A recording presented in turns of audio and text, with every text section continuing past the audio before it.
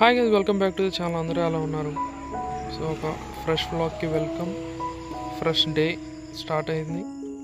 ఈ రోజు నుండి అయితే ఫామ్ వర్క్స్ని స్టార్ట్ చేద్దామని డిసైడ్ అయ్యాను. క్లైమేట్ అయితే బాగుంది. మార్నింగ్ 6కి లేచాను. 6కి లేచి స్టార్ట్ చేస్తున్నాను. బట్ ఇంకా ఎర్లీగా లేవాలని అనుకుంది, ఎందుకంటే త్వరగా సన్ వచ్చేస్తుంది. వేడిలో అయితే వర్క్ చేయలేం. సో ఇప్పుడు ప్లాన్ ఏంటంటే, ఇక్కడ ఈ చెట్టు ఏంటంటే మాది పనస చెట్టు.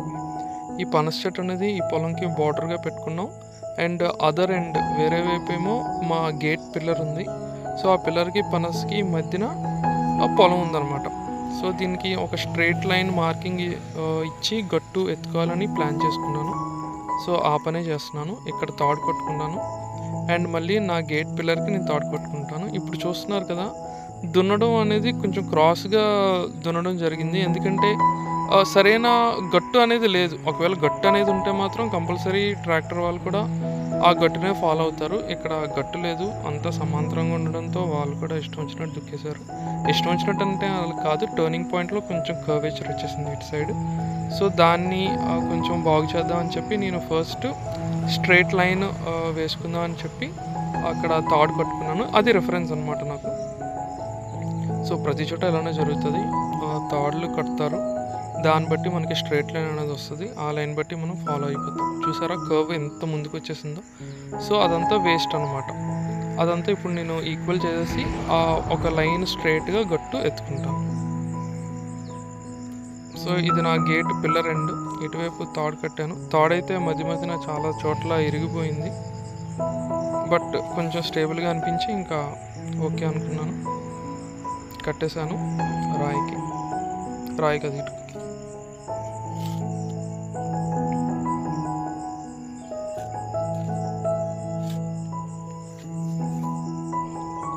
సో స్ట్రైట్ లైన్ అయితే వచ్చేసింది. చూస్తున్నారు కదా, సెంటర్లో అయితే ఇటు సైడ్ రైట్ సైడ్ కర్వ్ వచ్చేసింది. ఇప్పుడు గట్టెత్తడం అయితే స్టార్ట్ చేయాలి. గడ్డబార్ తీసుకున్నాను. దాంతో మట్టిని ఇటువైపు లాక్కుంటే మనకి ఒక గట్టు అనేది ఏర్పాటు అవుతుంది అన్నమాట. సో ఫార్మర్స్కి అయితే ఇది మొత్తం తెలుసు. నేనైతే చైల్డ్హుడ్ నుండి ఫార్మర్ కాదు. నేను పుట్టి పెరిగిందంతా టౌన్లోనే, వైజాగ్ సిటీలో.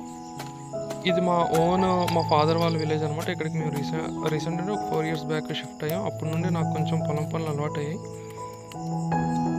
అప్పటి నుండి కూడా నేను సింగిల్గానే చేసుకుంటున్నాను, వితౌట్ ఎనీ హెల్ప్. సో నీట్గా గట్టెత్తేసుకున్నాను.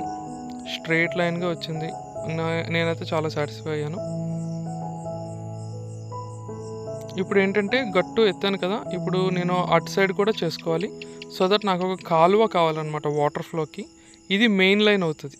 మీకు నా వీడియోస్ అలాగే మీరు ఫాలో అవుతుంటే మీకు అర్థమైపోతుంది ఈ ఫామ్ని నేను ఏ రకంగా ట్రాన్స్ఫార్మ్ చేస్తున్నాను అనేది.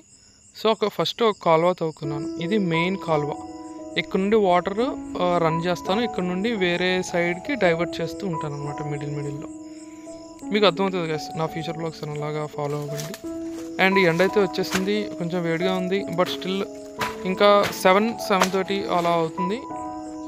ఇక్కడ ఏంటంటే మా టేక్ చెట్లకి కొంచెం అటు ఇటుగా బ్రాంచెస్ వచ్చేసి అవన్నీ ఎప్పటికప్పుడు క్లియర్ చేస్తూ ఉండాలి, లేదంటే చెట్టు స్ట్రైట్గా ఎదగదు. సో జాగ్రత్తగా కొడుతున్నాను, ఎందుకంటే మొత్తం ఫైర్ యాంట్స్ ఉన్నాయి. ఎర్రచీమలు అతి పెద్ద సైజు మీకు చూపిస్తాను. అది చాలా డేంజర్ అంటే అది కొడితే మాత్రం నొప్పి మామూలుగా ఉండదు. సో చూస్తున్నారు కదా, ఇవే ఫైర్ యాంట్ అంటారు దీన్ని. ఇది చాలా పెద్దది, చాలా నొప్పి వస్తుంది కొడితే మాత్రం. పొంగిపోతుంది కూడా స్కిన్. ఈ ఒక్క చెట్టుకే నేను అబ్జర్వ్ చేశాను. సో జాగ్రత్తగా నా పని అయితే నేను చేసుకున్నాను. మెయిన్ నేను గమ్ షూ, జీన్ ప్యాంట్ వేసుకోవడం నాకు కింద నుండి ఏవి ఎక్కవు.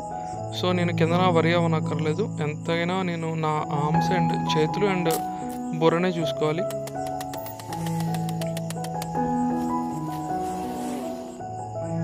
సో మొత్తం చాలా వరకు. అండ్ ముళ్ళు కూడా, ఈ ముళ్ళు చెట్టు కూడా బాగా పెద్దగా గ్రో అయిపోయింది. లాస్ట్ టైం నేను దీన్ని మొత్తం నేలమట్టం చేస్తాను, అయినా కానీ ఇది గ్రో అయిపోయింది. సో మెయింటెనెన్స్ అనేది సంవత్సరానికి ఒకసారి కాదు, మంత్లీ కూడా చేసుకోవాలని అర్థమైంది.